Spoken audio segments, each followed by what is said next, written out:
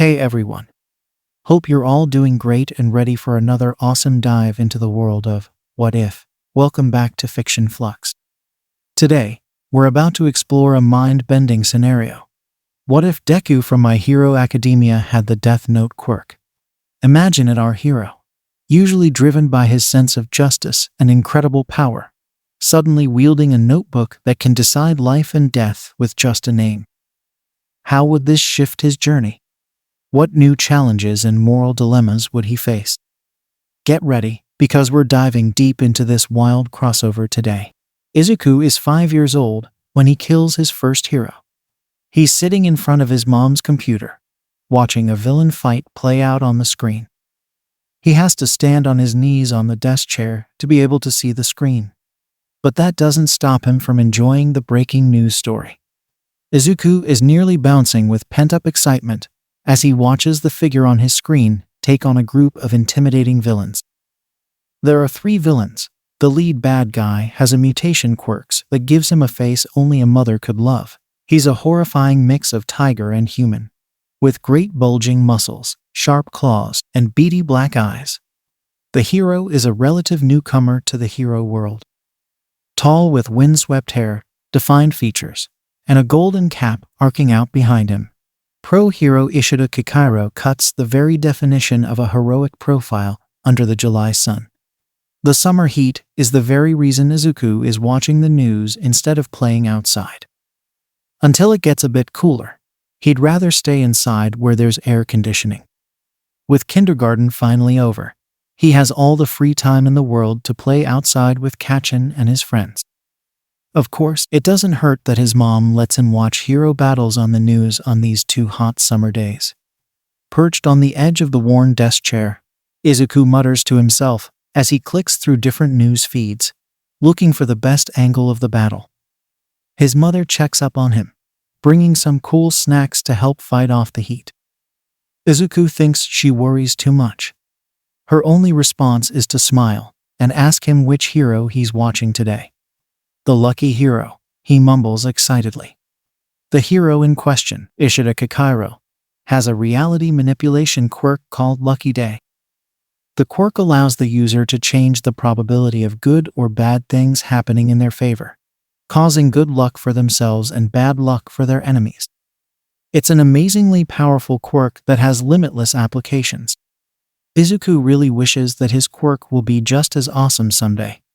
Midoriya smiles tightly at her son's energetic rant, and her eyes dart to the calendar above her desk.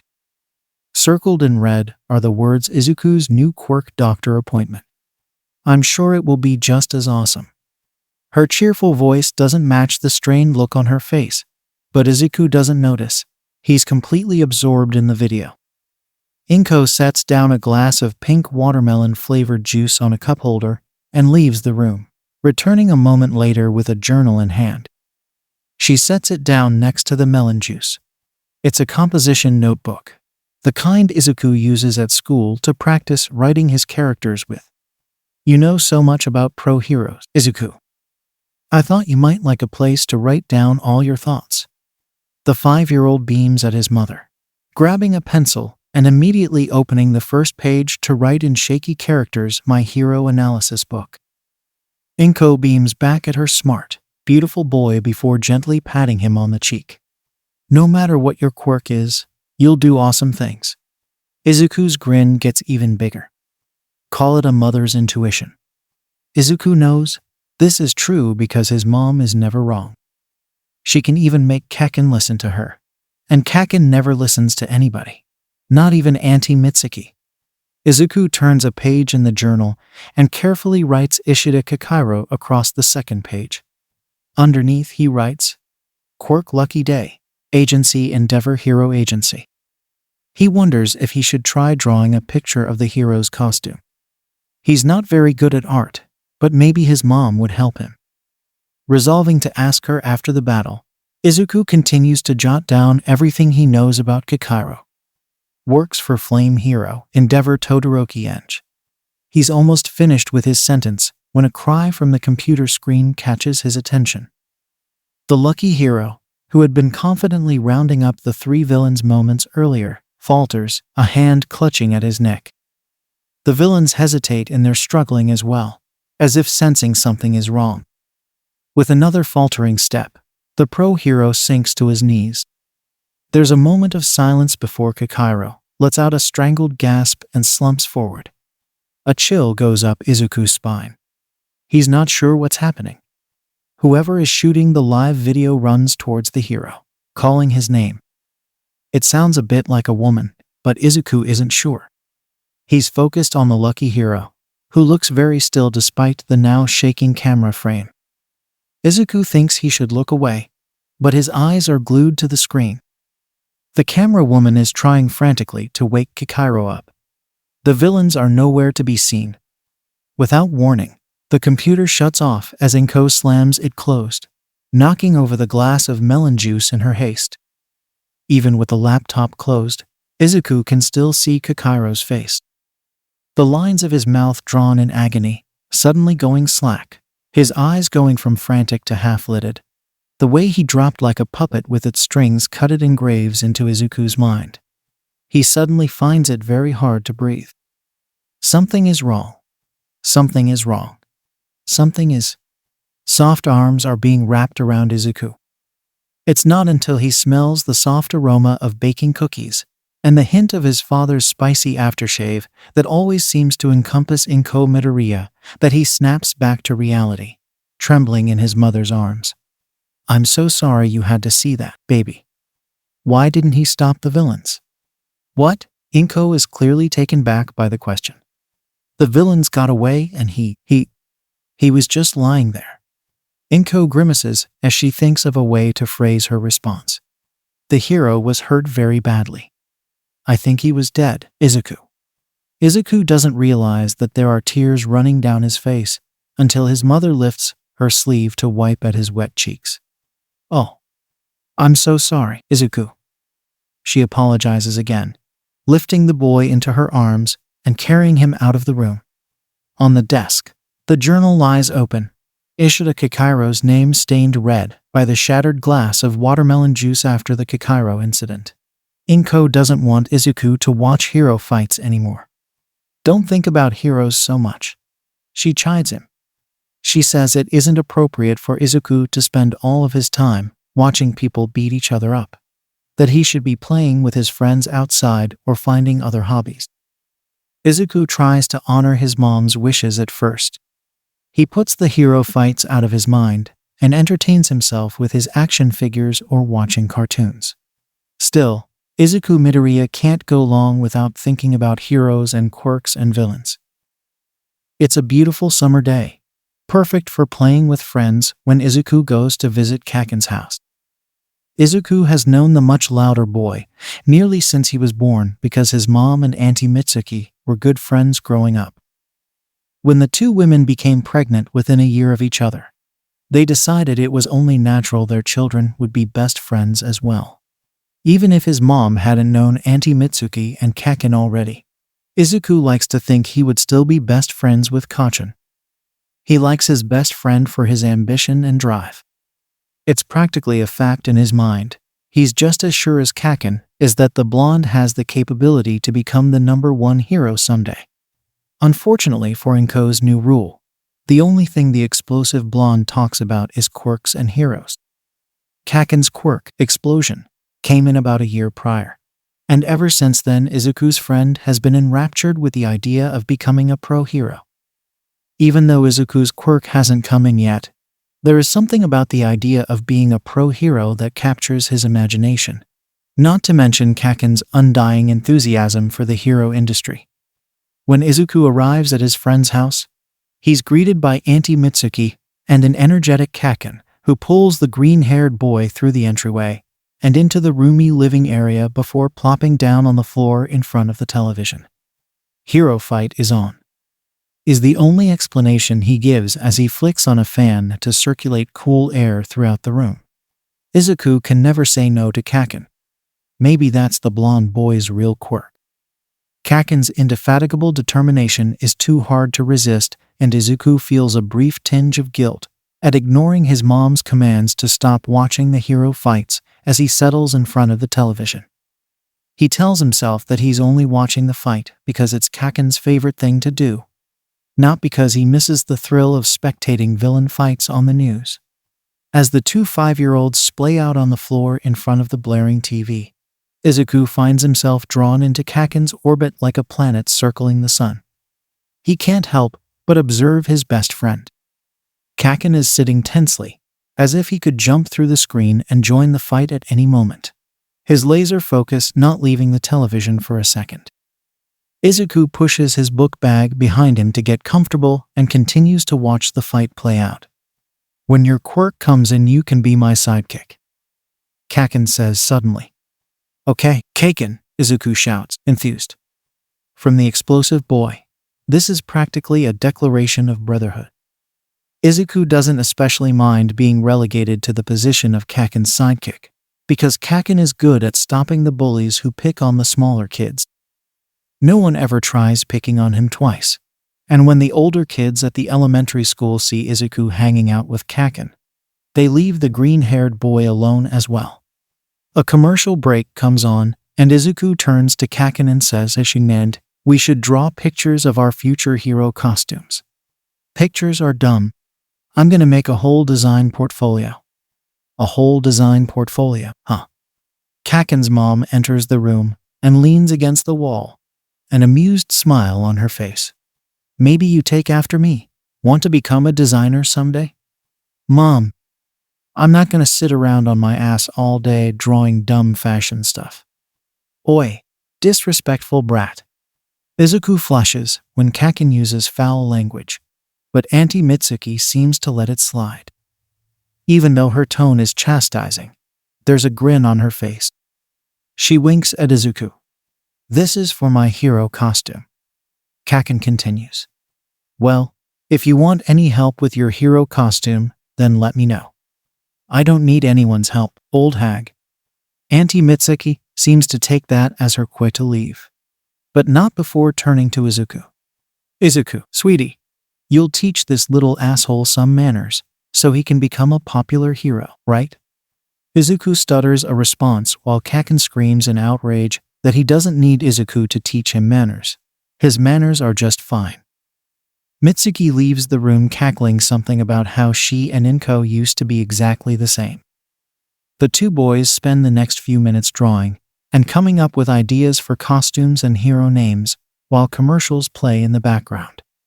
"King Explosion Death Murder Ninja," Kaken screams, thrusting his design portfolio into the air. Kaken's drawing isn't half bad for a 5-year-old. The proportions are off, and the suit color is almost entirely black with concerning amounts of red and orange that Izuku thinks may be either fire or blood. In bold letters at the bottom of the page, he scribbled "Quirk Explosion." Izuku beams at his best friend and offers up his own drawing. The sketch isn't quite as good. Izuku doesn't draw much, but he's filled up the spaces with lots of writing about the possible quirks he could have. Pyrokinesis, controlling temperature, detonations. Izuku, you trying to steal my thing? No, Kaken. My mom can pull things towards her, and my dad used to be able to breathe fire, so that's just one possible quirk combination I could get. I'm not trying to steal your thing. Izuku doesn't mention that the idea for a heat-based detonation-type quirk may have been a teensy bit inspired by Katsuki, so he actually kinda might be stealing Kaken's thing. Borrowing it, really? You'd better not. Kaken scowls, and Izuku wants to remind him that he can't control what his quirk will be any more than Kaken can control the fact that he sweats nitroglycerin. Instead he says, "Okay, Kaken. Isn't King Explosion Death Murder Ninja a bit much? It's a freaking fantastic name, idiot." Izuku just giggles at Kaken's overdramatic response as the blonde boy jumps to his feet, sparks arcing off of his skin. From somewhere in the house, Mitsuki yells, "No explosions in the house, brat." The boys are quieted less by Mitsuki's yelling and more by the fact that the commercial break is over and the latest hero fight is back on the TV screen again. "Mine is way better. You just copied All Might," Kaken mutters a few minutes after cooling down. Izuku glances down at the title of his own drawing. Happy Hero Saving the Day with a Smile. It is a bit silly, but Izuku couldn't think of a cool name. He honestly doesn't care about what he's called, as long as he can save the day with a cheerful smile on his face like All Might. Izuku's drawing is reminiscent of the symbol of peace. The suit is drawn with bright reds and blues, accenting muscles and bright yellow bunny-esque hairdo. All Might always brings a smile to Izuku's face. Is it so wrong that Izuku wants to do the same for others when he becomes a hero? As if thinking these thoughts had summoned the symbol of peace, All Might appears on the television screen and joins the fight. "Oh yeah, those bad guys are totally screwed," Kaken shouts in excitement. "He's so awesome," Izuku mutters, his voice trembling. Quickly, the green-haired boy pulls the gift from his mother from his backpack and opens up the journal, turning to the already very detailed entry on All Might. "What's that?" "My hero analysis book. My mom got it for me." "You write about a lot of heroes in there?" "Well, just 2 so far." All Might and Izuku trails off. He hasn't looked at the first entry since that awful day. He's been writing about All Might, his favorite hero and current hyperfixation, instead of thinking about the way life bled so slowly from Kakairo's frightened eyes. Izuku nervously glances at Kaken, wondering if the boy will question Izuku's sudden silence. Katsuki doesn't seem to care. His eyes are still glued to the television screen.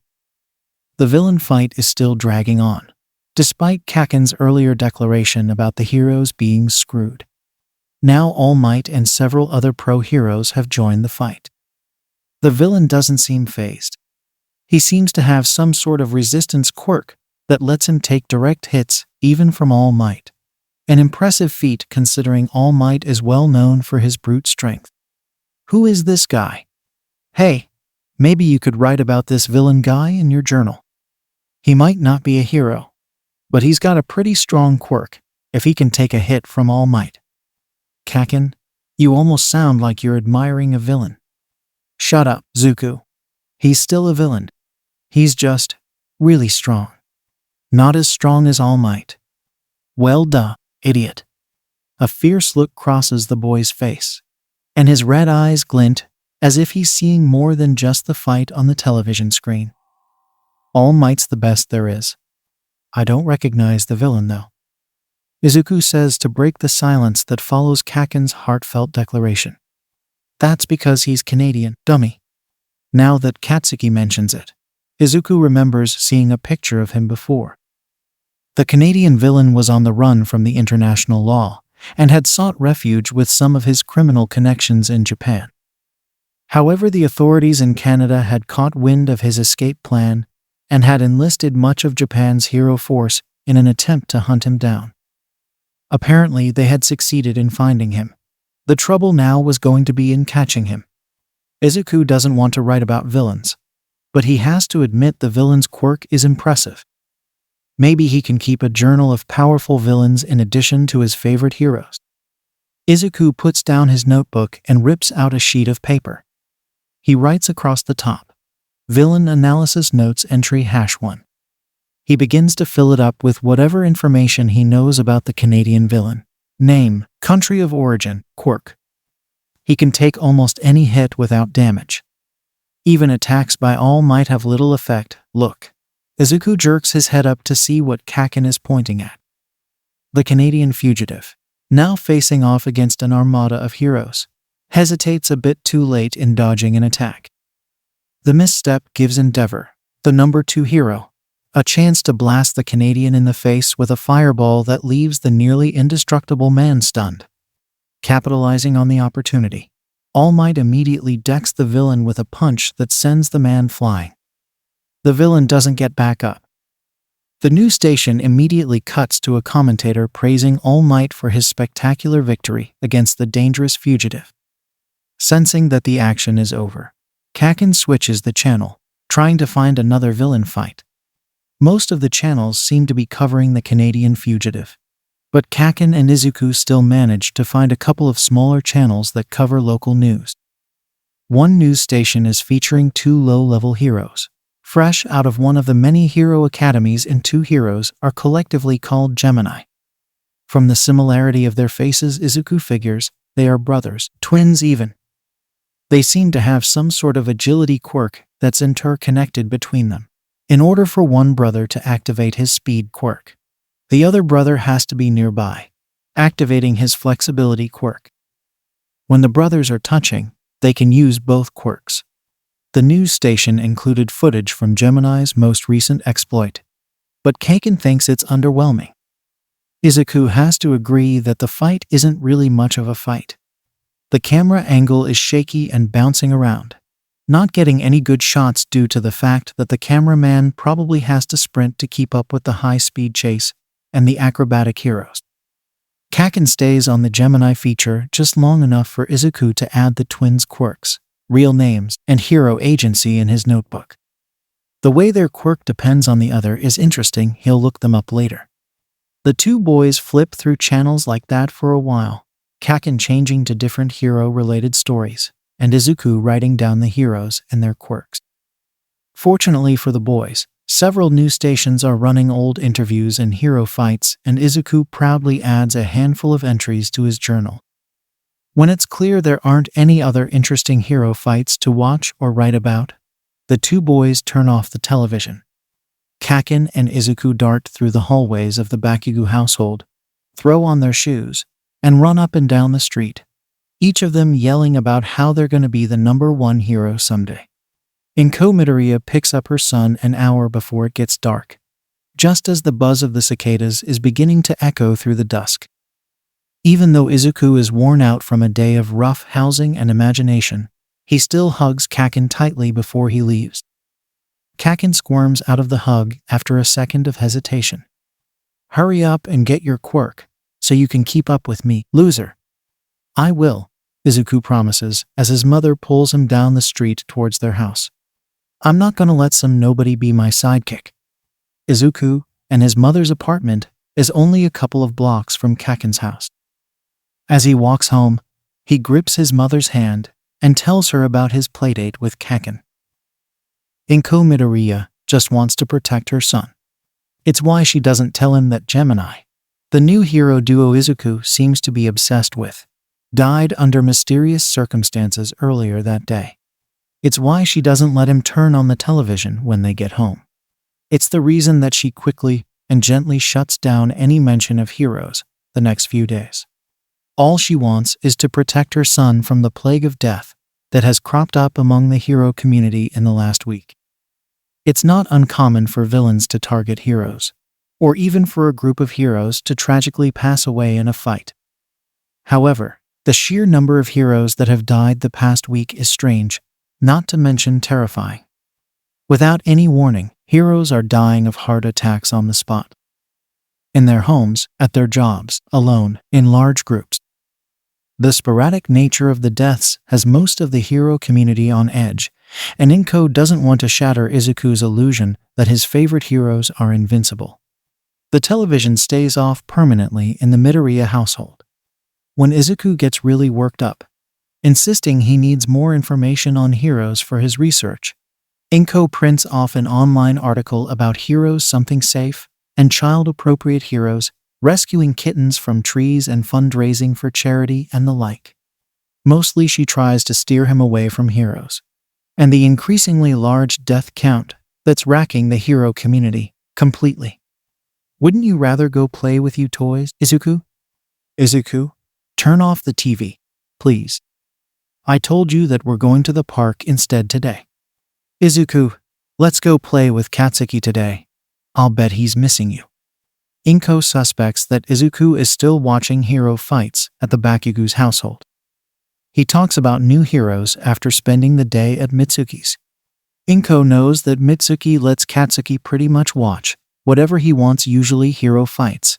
So she asks Mitsuki to start turning off the television and entertain the boys in another way on days when Izuku comes over. Inko feels a bit guilty about it, but Mitsuki readily agrees when she calls her on the phone. "If it's not too much trouble, Mitsuki. I feel terrible forcing my parenting style on you." "You aren't forcing me to do anything, Inko." We're allowed to have different parenting styles. Thank you so much. No problem, Inko-chan. Inko chuckles softly at the old nickname. Besides, Mitsuki's voice grows somber. I've been thinking about cutting back his television time lately. I don't want Katsuki watching news stories about those horrible murders either. And murder is what they are. The hero community has never been hit so hard before by a string of seemingly random, senseless deaths. Over 30 heroes dead in the course of 14 days, ranging in age, gender, quirk type, hero agency, and fame. The murder itself ranges in time and location, but most of them are generally centered in Musutafu, Japan. The sole defining factor is that all of the heroes died from a heart attack. It only makes sense that there's a person out there with a grudge against heroes and some sort of long-range, extremely lethal quirk. It's a terrifying thought that a person out there has that much power. Inko wants her son to be safe, to feel safe, even if it means creating the illusion that his favorite heroes are completely fine. Even if it means not letting him watch any television, distracting him when he starts talking about heroes, lying to him when he asks why he can't watch the hero fights Katsuki can. She wonders if she's making a mistake, coddling him too much. Then she hears about another hero found dead in their home, and her conviction returns.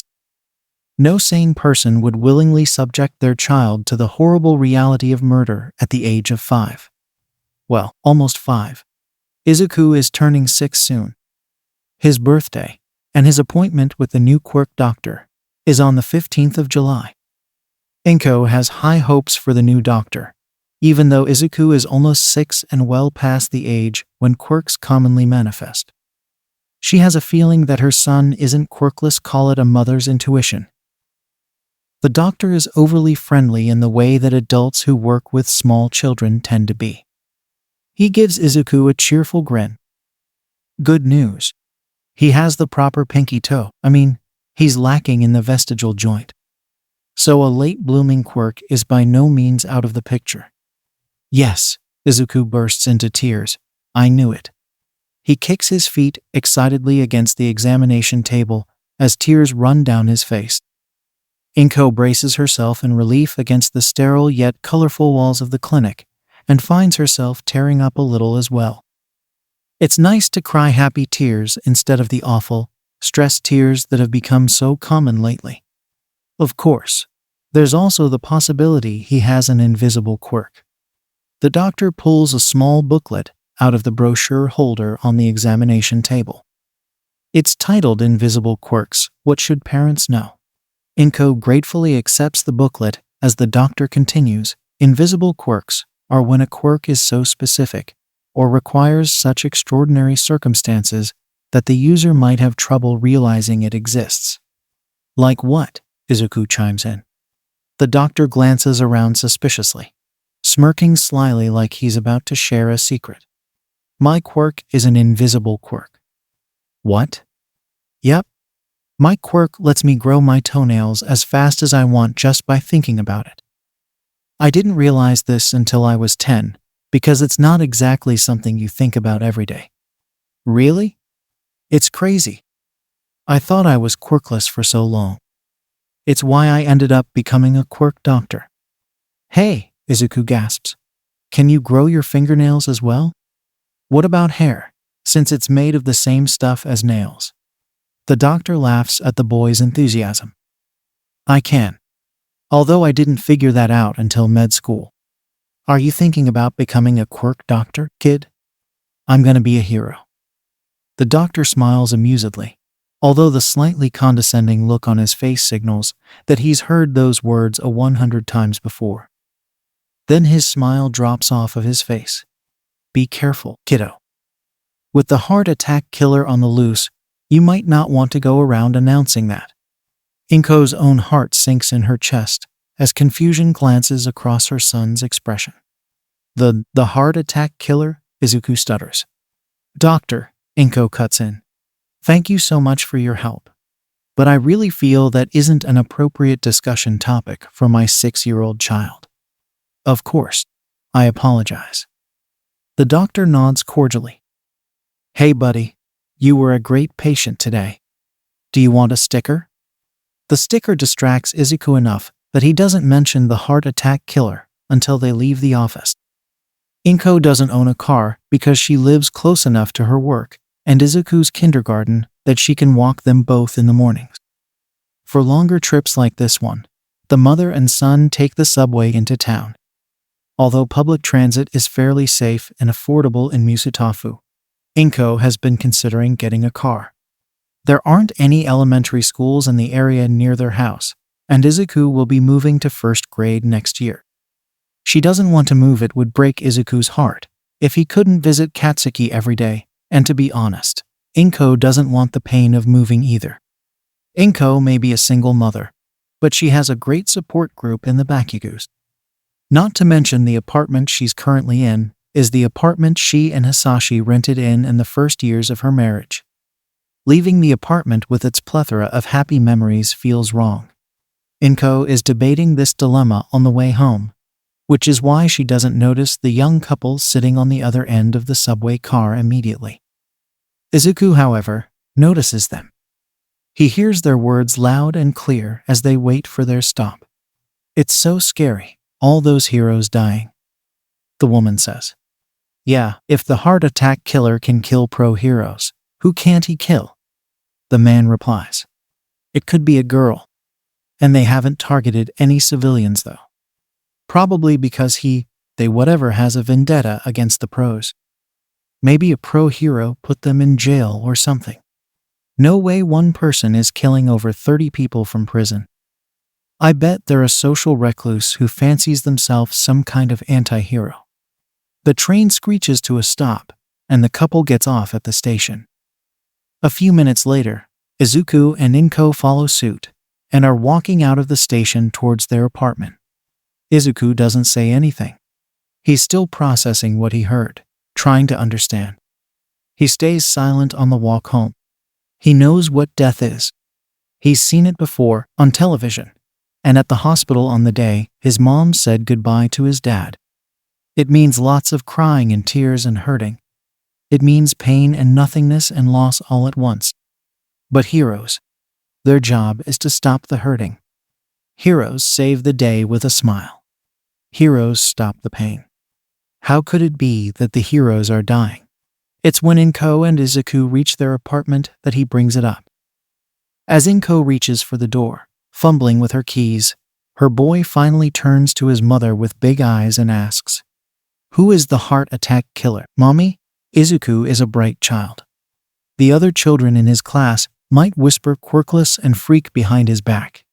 But no one can deny that for what he lacks in power, he makes up for with his razor-sharp focus and skilled analysis of heroes, quirks, and pretty much anything else that catches his attention. Izuku realizes that Gemini is dead only a week after he comes home from Kaken's house, and his mother tells him, "No more heroes." He's playing outside with Kaken and Izuku brings up Gemini. "I was going to look up more about their quirks, but my mom said we had to turn the TV off." "Don't you know," Kaken cuts in, "they died yesterday. They were filming an interview and just keeled over or something." Izuku goes pale. His mind flashes back to the lucky hero and the way the emotions and life drained from the man's body. All of a sudden Izuku is sitting in front of the screen again, frozen in horror. The world constricts, and the green-haired child wants to shake himself from his memories. But it's like he's trapped inside of his own mind. That awful moment replaying over and over and over and... "Hey!" Bakugu gives him a not-so-gentle shove, snapping Izuku out of the flashback. "Why are you crying, nerd?" He isn't inside, watching that awful hero fight on his mom's laptop. He's standing outside the apartment building, and it's cool out, not blisteringly hot. And he and Kaken are talking about Gemini, not Ishida Kakairo. He swallows thickly, and the strange feeling of helplessness that had hijacked his body loosens slightly, and he reaches up to rub at his eyes. "That's awful," he manages to say without thinking of Kakairo's face. Kaken doesn't seem to care. He shrugs. It's not like they were the #1 hero duo or anything. Extras like them get taken out by villains all the time. That's a terrible thing to say, Kaken. They probably had friends and families. Besides, didn't you say they died during an interview or something? Yeah, they both died of a heart attack simultaneously. That's not normal, idiot. So you think a villain killed them? I don't know. It's what the damn news is saying. Kaken yells and stomps off towards the dilapidated playground that sits outside the Midoriya's apartment building. The playground is the reason Kaken has come over.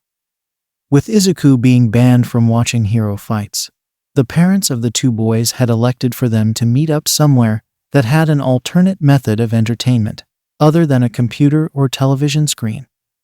The playground is meant for small children, and might have been a draw for the apartment complex in the past. However, it's clearly in a state of disrepair, and has been for some time.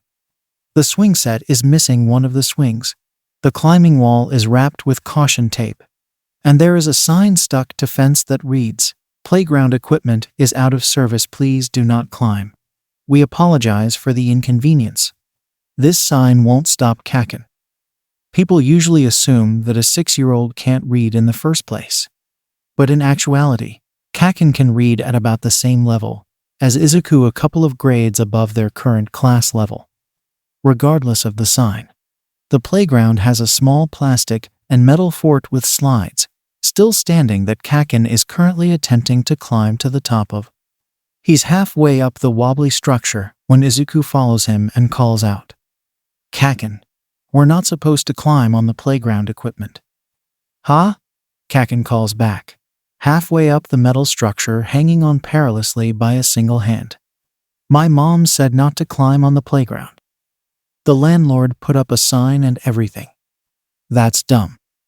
And this sign can't stop me because I can't read." In an impressive display for a 6-year-old, Kaken lets go of his one-handed grip and leans back until he's hanging upside down, suspended by his knees. "Kaken, you might fall," Izuku eeps, too hesitant to climb the structure himself. Kaken snorts in response and swings back and forth a little. "And we both know that you can read fine. My mom won't believe you if you tell her that." Scoffing in reply, Bakugo pulls himself back up and mutters, "I only came over here because your stupid mom doesn't want you to watch hero fights anymore." Izuku gasps, tears immediately springing to his eyes. My mom isn't stupid. She's not letting you watch any hero fights, and now she won't even let you play on the playground. That's stupid." Something about Bakugo's tone if off. It's not his normal "I know better than you" tone, or even the aggressive one he takes when something sets off his temper. Maybe if Izuku was a little older, he would have thought back to the conversation they had about Gemini only a few minutes prior. Maybe he would have remembered that Bakugo had looked just as upset about it as he felt. In the future, Izuku will look back at this moment and wonder about how Katsuki deals with his grief. But Izuku is only 5, almost 6, so instead, he responds with an extremely mature, "I'm gonna tell Auntie Mitsuki that you said my mom is stupid." Kaken swings his legs off the plastic structure and quickly shimmies back to earth. He tries to play it off like it wasn't a big deal, but Izuku can see the blonde eyeing him nervously, trying to decide if the threat was real or just a bluff. "You didn't have to bring the old hag into it. Let's go play on the swings." Useless. The two boys take turns sharing the swing set for the rest of the day. Kaken doesn't try to climb the dangerous structures for the next 3 playdates, and in return Izuku never tells Auntie Mitsuki about the insult. Gemini and their untimely death slips Izuku's mind. The summer progresses and Kaken still talks about heroes and quirks, but he never brings up hero deaths again. He says his mom has taken a page out of Auntie Inko's book and won't let him watch the real violent stuff anymore. She still lets him watch hero fights, but they're all boring as shit, according to Kaken. The heroes always crush the villains, sometimes without any action either. The other day his mom put on a hero fight that was really just some lame-ass bank robbers peeing their pants in fear, when All Might showed up to stop them. They didn't even try to put up a fight. which made the hero fight pointless, even if All Might was there. Basically, Kaken spends a lot of time expounding about how annoying it is that he doesn't get to see good action anymore. But he doesn't call Izuku's mom stupid, so Izuku counts it as a win. Besides, Auntie Mitsuki is the one enforcing the rule for the blonde boy, so Kaken, at the very least, has realized that he can't blame Izuku's mom for his own mother's decisions. Apparently, whenever Kaken is watching a hero fight, and it starts to look ugly, Auntie Mitsuki storms into the room yelling, "What the hell? I told you to keep it PG." Izuku laughs a bit at that image. "Shut up, asshole. Do you think my pain is funny?" Kaken grumbles. "Pain? My mom doesn't even want to talk about heroes. You're lucky you at least get to watch some hero fights. PFFFT. If I really want to watch something, I'll just steal my mom's phone after she goes to sleep and look up the news." "Kaken, you wouldn't." "I will. I'll do it tonight. But, you have to do it with me." Kaken and Izuku are having a sleepover at Kaken's house to celebrate Izuku's birthday. He's turning 6, the same age as Kaken. Izuku's mom offered to host a big party and invite all of his and Kaken's friends. But Izuku insisted he just wanted to spend the night at his friend's house instead. He didn't really have the heart to tell his mom that he wasn't exactly friends with most of the people in his class. Not that it mattered to Izuku, when he had the best friend he could ever hope for in Kaken. "My mom would kill me," Izuku insists, bashing Kaken's head lightly with his pillow. Katsuki roars in anger and retaliates with barrage of flying pillows. The two are camped out in Kaken's bedroom, with a pillow and blanket fort taking up most of the space. There's barely enough room for Izuku's sleeping bag. The boys are currently in said fort, admiring the All Might trading cards Kaken got Izuku for his birthday, while simultaneously chucking throw pillows and couch cushions at each other. Kaken pauses in his appraisal of the trading cards to lock eyes with Izuku. "Do it, or I'll tell everyone at school that you're a wimp." "Ha! They already think I'm a wimp." Izuku dodges a purple throw pillow shaped like an octopus. Kaken grunts in annoyance as he parries an already singed pillow with a small blast from his palms. "Fine, you don't have to do it with me, but you aren't allowed to stop me." Izuku doesn't say anything. If he's honest to himself, he kinda misses hearing the news about the latest heroes. He's secretly jealous of Kaken, even if the boy only gets a censored version of the news. At least Kaken is getting to watch something. Katsuki seems to take Izuku's quiet sigh as a sign of approval for his plan. "All right. My mom always charges her cell in her office at night, and then goes right to bed. Dad just watches TV in the living room all night. We just have to wait for her to fall asleep, and then we can get it." The plan goes exactly as planned, which isn't saying that much considering it wasn't a very complex plan in the first case. Mitsuki tells the boys to go to bed around 8 o'clock. Lets Izuku call his mom to say goodnight to her. And then, as surely as Kaken had said, puts her cell in her office and retires to her own room. A few minutes after Izuku and Kaken hear the quiet hum of television coming from Bakugu's dad's study and a soft snoring coming from his parents' bedroom, the boys creep quietly through the house towards the office. Luckily for the boys, the study is on the other end of the hallway, and the boys dart quietly through the hall without Masaru noticing. They both freeze when Katsuki opens the office door with a fairly loud creak. But when no yelling comes from the bedroom and no feet come down the hallway, the boys relax, gently closing the door. Kaken grabs the phone, plugs in some earbuds that were sitting on the desk, and begins scrolling through news feeds. "Uo, click the one about All Might," Izuku whispers, his breath quickening in excitement as he reaches for one of the earbuds. Kaken jerks it out of his grasp. "I thought you didn't want to watch hero fights," he whispers smugly. Guilt nibbles at Izuku's conscience, and he slowly retracts a hand. I guess you're right. I probably shouldn't." Maybe guilt is eating at Kaken's conscience as well. Because when he hears the hesitation and longing mixed into Izuku's voice, He shoves one of the earbuds into Izuku's hands with an annoyed, "Shut the hell up and listen."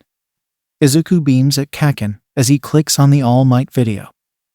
The two boys fall into an old habit, clicking through videos, remarking on the heroes, imagining what they would do if they ever had to fight a villain. At one point Izuku even pulls out his hero analysis notebook, even though it earns him an unimpressed glare from Kaken.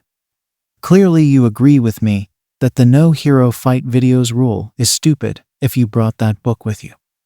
Izuku shifts uncomfortably as he thinks of the brief argument he and Bakugo had a few days prior at the playground. "The rule doesn't mean I can't write about heroes. I've been filling it with the heroes you talk about, see?" Izuku flips to a random page. He has almost 45 entries now, written laboriously in his childish characters. He's been updating the book as best he can from his and Kaken's censored conversations about heroes, as well as from the little exposure his mother allows him to the world of heroes. Lots of the entries are incomplete and stilted, put together with as little information as a hero name and a quirk. "Actually, Kaken, could we look up some of the heroes you told me about? I want to write more about them in my journal." Kaken begrudgingly begins searching for hero fights that Izuku can record information about. They start off with All Might because it's easy to find lots of videos of his fights. After a couple minutes, Izuku asks to move on. "That hero you told me about, Air Warrior Kenji Nara. I want to see the rest of that fight." Izuku mutters. The past week, Kaken had practically waxed poetic about how awesome the fight was, meaning Kaken had told Izuku that it was cool as hell or whatever. However, Air Warrior was a hero Izuku had never heard of, so he had soaked up all the information that Kaken was willing to give. Air Warrior was a pretty plain-looking guy, brown eyes, black hair, average build, but his quirk was amazing. The ability to control wind gave him the ability to fly, a sort of limited telekinesis. It even allowed him to affect weather patterns. Even though he looks like an extra, he's pretty strong. Kaken stops mid-sentence, and Izuku leans over to see what has come up on screen. The blonde boy is searching the web for an Air Warrior video.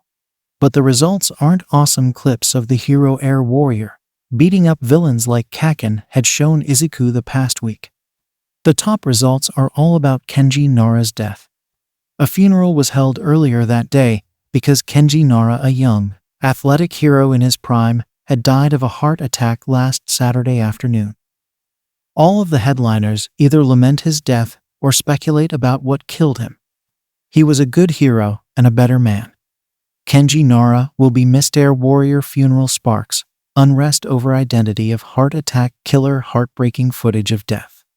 Kaken's thumb hovers over the link. As if in slow motion, Izuku watches the digit descend, and a video of the footage from Air Warrior's funeral begins to load on the screen.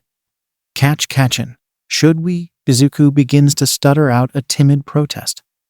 "Shut up." Bakugo cuts him off as the clip begins to play. The video shows a huge group of mourners watching as the hero's ashes are scattered to the wind. A small group of people in funeral colors are huddled front and center. Two elderly citizens, a man and a woman, stand in the group. The man is old and bent over a cane. He's gripping the elderly woman as if he's the only thing keeping her standing. Although, maybe it's the other way around, Izuku thinks as the old woman caresses her husband's shoulder reassuringly. Next to them, there's a beautiful blonde woman wearing two wedding rings, one on her finger and one on a chain around her neck.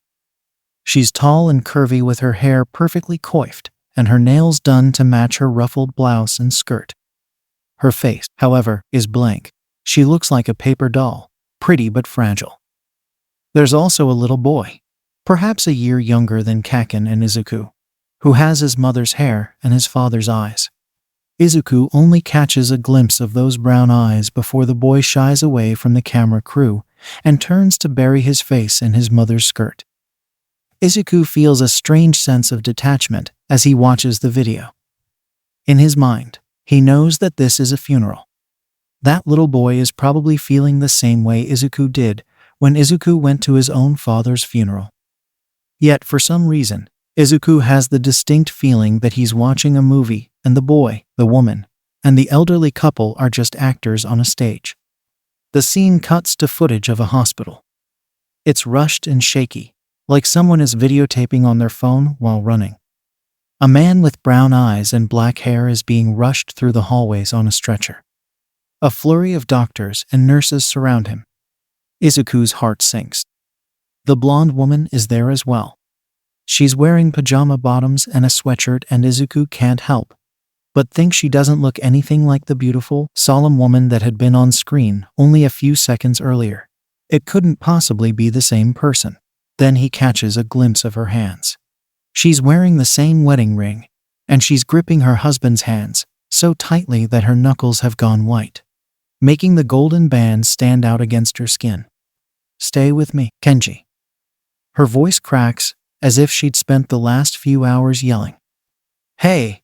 shouts the person taking the video, trying to move closer to the man on the stretcher. "Isn't that the famous hero, Air Warrior? Hey, is he dead?" Mrs. Nara's head shoots up, and she glares at the camera. "Get that phone out his face, you piece of..." The video cuts back to the funeral, and Mrs. Nara is holding a handful of ashes, her face completely blank in a stark contrast to the hospital clip. The man from the elderly couple is outright sobbing, and the little boy is in his arms, gripping tightly to his grandfather. Mrs. Nara releases the ashes, and they disappear into the wind. A news anchor voices over the video. Today, Mrs. Nara, wife of the late hero Air Warrior, struck up concern over her decision to have a public funeral for the hero. Many are worried that a public ceremony for Air Warrior, latest victim of the heart attack killer, will only encourage the villain to continue his killing spree. What is this?" Kaken says, his voice loud in the quiet room. Izuku jumps in fear. He had been so invested in the clip, he had forgotten about Kaken sitting right next to him. The news anchor continues. There is also mounting concern that Kenji Nora's family could be at risk, as we do not know how the killer selects or attacks his victims. Today, Air Warrior's hero agency released this statement from. The video cuts to a press conference. Mrs. Nora is once again put together and professional looking. However, instead of blank emptiness, her face is contorted in some emotion halfway between determination and anger. Izuku can't quite identify it. "I want my husband to be remembered. He was an amazing hero and human being, and he deserves to have his legacy honored. To the heart attack killer, I have this to say. Although you may have taken my husband from me, you will never take away his memory. I will assure you that you will never be able to wipe the memory of Kenji Nora from the world." The sound cuts out is replaced once again by the news anchor. Although Mrs. Nora's spirit is commendable, heroes from Air Warrior's agency have shown concern that her bold words and decision to hold a public funeral may put funeral guests, and perhaps even herself, at risk of the wrath of the heart attack killer. Little is known about this nefarious new villain and his methods of operation. His identity and his motivations remain at large, which is the cause for unrest in the hero community. The video clip ends, and both boys stare as more videos load. Trembling, Izuku reaches out an unsteady hand and clicks play on the next video. They continue to watch silently, not sharing another word between them. Video after video after video plays across the phone screen, and Izuku slowly pieces together a picture in his head. The heart attack killer is a villain who kills heroes from afar via heart attack. Relatively new, he appeared less than a month ago, and despite never claiming his kills or releasing his identity, has already racked up huge amounts of infamy. There are news clips about his victims and their funerals, not to mention memorials dedicated to the lives he's destroyed. The heart attack killer, whoever he is truly the most despicable of villains. Izuku feels sick. Kakairo haunts his thoughts, and Izuku does the best to push the lucky unlucky hero out of his mind. There are conspiracy videos on the heart attack killer as well. Some of them are presented halfway decently by the big media companies, and Kaken clicks on one of those. The first frame is a list of all the people the heart attack killer has murdered. There are exactly 37 names. The very first name is Ishida Kikaro, and suddenly everything clicks into place. Izuku has always been a bright boy. He doesn't need the notebook to confirm his suspicions, but he flips to the page anyways. The name is there, exactly like he remembered it, written in his very own hand, next to the date he wrote the entry. The date of Kikaro's death. Izuku turns the page, hoping that his fears won't be confirmed. It's the entry about All Might. Izuku's hopes soar. All Might isn't dead. There's no way that the heart attack killer could be. Izuku turns the page again, and a terrible little seed of an idea plants itself in his mind, growing roots that slither deep down into his consciousness. On the page is his entry about Kenji Nara, written last Saturday afternoon. Izuku turns the page, praying to anyone listening that he's mistaken, that the idea he's too afraid to voice is just an irrational fear. Instead, another dead hero's name stares up at him. He turns the page again. Again. Everything matches up, almost perfectly. For most of the names Izuku has written in his journal, there is a dead hero. Even the time of death matches to when Izuku had written each entry. The little seed of dread is suddenly too much to ignore, and Izuku takes a deep breath, realizing his lungs haven't been working properly for the past few seconds. From the light-headed feeling, he wonders if he's been breathing at all. Was this me? He stutters, his heart racing and his lungs burning. He looks up from the condemning pages of his journal and sees Kaken staring at the blatantly obvious death notes sitting in front of him. Kaken's head slowly rises, and Izuku can't place the expression on Kaken's face. The blonde boy glances at Izuku, then at the journal, then back at Izuku. "I'm going to sleep," the blonde announces. Katsuki stands up, plugs his mom's phone back into the charger, and goes to his bedroom. Izuku follows him, noting that the television in the study is off and Masaru has gone to bed. Izuku isn't sure what time it is. He has no idea if he was watching those videos for 10 minutes or hours. Everything feels hazy and unsure, but somehow Izuku makes it to his sleeping bag in Kaken's room, without tripping over the blanket fort or pillows lying haphazardly about the room. As he lies there in the darkness, he feels tears running down his cheeks, which is strange, because he feels mostly confused and afraid. Izuku tries not to think about whether or not the doctor might find something terrible at his Quirk appointment tomorrow. He thinks about his mom and Kaken and Auntie Mitsuki instead. The next morning, Izuku's mom picks him up and brings him back to their apartment. Izuku's Quirk appointment isn't until afternoon, so he has a few hours to investigate his fears. When his mom asks him how his sleepover with Katsuki was, Izuku smiles widely and gives her a timid, "Fun, I guess." I'm gonna play outside, Mom." Izuku figures he isn't lying because he really did have fun at the Bakugas. Until he saw that video. He races outside.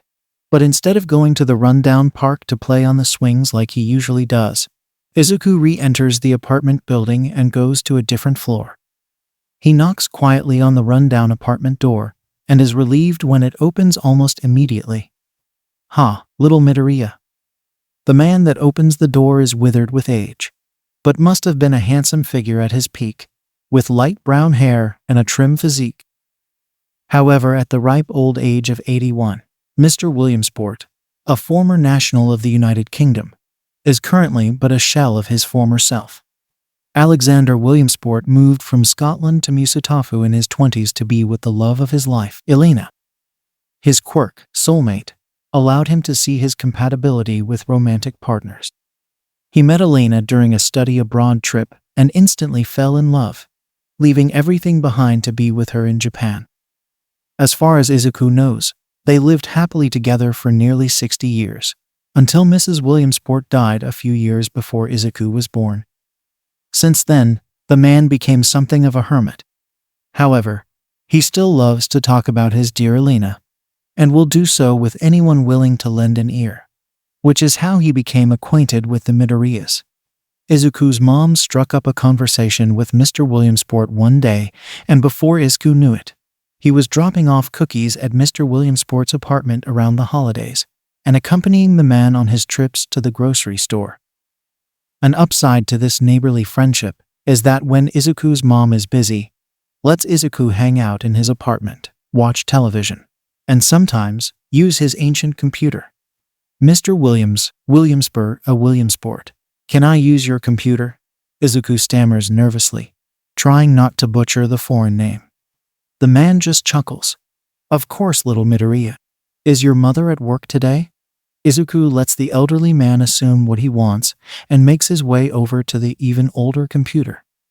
Has settled in his recliner and is rambling about his dearest Elena and how much she hated the computer. But he could never bear to throw it out, except for that one time when he tried to pawn it off. Mr. Williamsport's story fades into background noise as Izuku clicks into the search engine and begins to look for news. It isn't difficult to find information on the heart attack killer. The internet is saturated with conspiracies, stories, and debates. Heart attack killer victims, random or connected. The heart attack killer ruined my life. Exclusive interview with Air Warrior's loved ones. One of the titles looks especially promising. Who is the heart attack killer? Izuku clicks on the link and is taken to an internet forum, the kind that debate about heroes anonymously online. Painstakingly, Izuku works his way through the open discussion. It's difficult without his mom to help him with words he doesn't know. But he doesn't want to ask for Mr. Williamsport's help either. This feels private, like it's up to Izuku to discover whether or not that horrible feeling he had last night was paranoia or reality. The debate on the identity of the heart attack killer has been at the heart of many news stories the past couple of weeks. But what do you guys think his motivations really are? Ninja69. Probably some sicko villain with a vendetta lol. Barry_12. Trash OL. Caddy 3 Burns. Does it matter? I just want them to be caught already. I don't feel safe in my own home. My friends are pro-heroes. And they don't feel safe either. And Cleary, this is not a normal villain. Dominique likes 4SS. Cleary, Elmao these people. All Mights #1 fan 7 and 239. Misher, have we considered that maybe the villain has a reason for killing the heroes? Like, maybe they all failed him in some way. Or maybe there's more going on that we don't know about. What if the villain is just a normal guy with a powerful quirk who is tired of fake heroes getting praised for doing shit? Darkphoenix. Comment removed by moderators. Izuku continues to skim through the thread, reading every comment and conspiracy theory on who the heart attack killer could be. Although most of the theories seem to revolve around the villain trying to get revenge on the heroes in some way. There's a certain comment that catches Izuku's eye. Blair_W1TCH_3000. So, this is just a thought, but the heart attack killer could be a kid. Everyone's saying that the killer must be an adult to get away with this many murders. But it could totally be a little kid who just got their quirk and can't control it yet. All the heroes that died featured prominently in the news, and little kids eat that stuff up. My little brother loves to watch hero fights. It could be that some kid has a long-distance quirk that can happen to kill people, and for some reason the kid just decided to test it out on the heroes. Most of the people on the forum ignored the comment, a few people even going out of their way to dismiss it entirely. But as soon as Izuku reads it, he's hit with a sense of finality, too similar to the feeling the previous night when everything had clicked into place. Everything fits too perfectly. The names, the times of deaths, the fact that every hero that died is someone Izuku has obsessed over in the past. This is my quirk. He mumbles to himself, half in shock. I'm not quirkless. And that's how I ended up going back to the pawn shop for the same computer. What's that, Midoriya? Mr. Williamsport asks, stumbling to a stop in the middle of his forgotten story. I'm not quirkless. Izuku mutters. But I think my quirk is bad. It hurts people. There's no such thing as a bad quirk, Midoriya. In fact, for the first few years of my life, I thought my quirk was useless. It wasn't until I met my darling wife, Elena, that I understood. Mr. Williamsport trails off into another account of his love for his departed wife, while Izuku continues to stare at the computer screen, not listening. Who is the heart attack killer? Glares out from the screen, and suddenly Izuku doesn't want to look at that sentence anymore. Izuku turns off the computer, and his own face stares out at him from the darkened reflection on the screen. That's all for today, guys. Don't forget to hit that like button if you're excited, and share your thoughts in the comments below. I can't wait to hear what you think about this twisted twist on Deku's story. Thanks for tuning in, and until next time, keep dreaming and keep questioning. Catch you in the next video.